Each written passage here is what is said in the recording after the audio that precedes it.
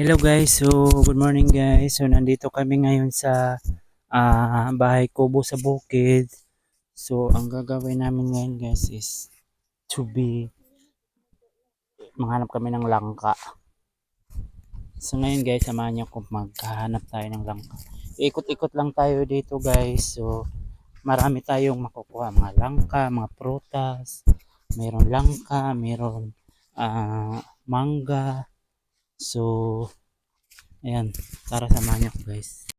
So ayan guys, kung makikita niyo yung bahay kubo namin, ayan dito yung taniman ng tanim ng mais. Ay ano pala, mani.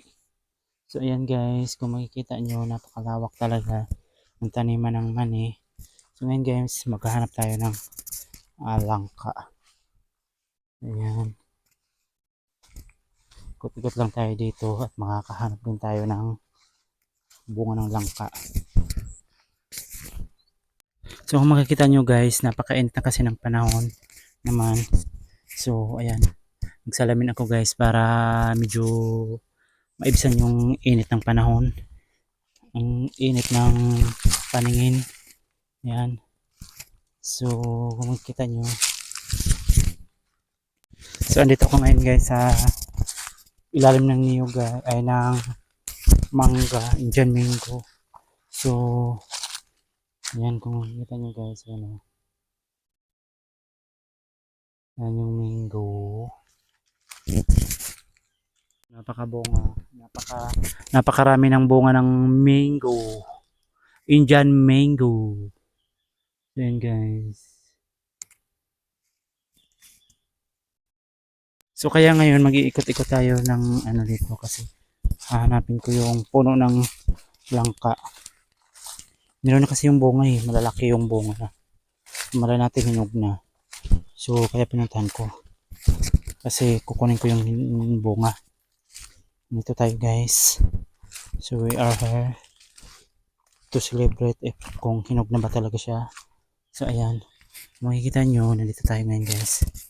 So hanapin lang natin dito. So ayan guys, kung makikita nyo parang gubat na kasi naraanan. Ewan ko lang kung dito pa. Dito pa nga guys.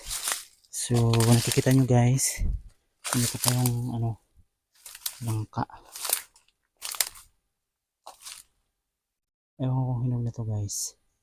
So matagal na to eh. Dito pa. Buti naman nandito pa guys. So wala pang nakatonton ng bunga. So tayo pa lang. So ito dito talaga yung bunga ng mga langka. Dalawang bunga lang. Lalaki pa. Dalawang piraso. So makikita nyo guys, dito tayo sa gubat. Ayan o. Malaki ng bunga ng dalawa ay tatlo. Kasi nakatakot mag-akyat pa mamaya maputol. Ayan o. So nandito na ako ngayon guys sa puno ng mangga.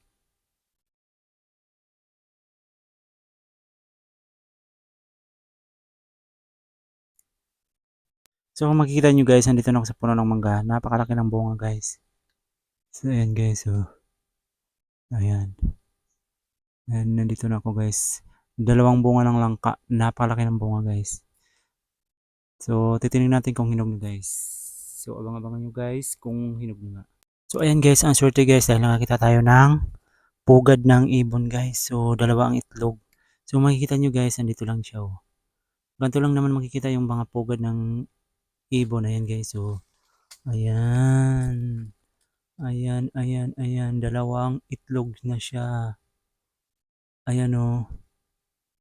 So nung pumunta ko dito kasi hindi ko pa nakita yan. May nakita ako kaso lang pugad pa lang siya. Kala ko hindi na mag-iitlog. So ayan guys.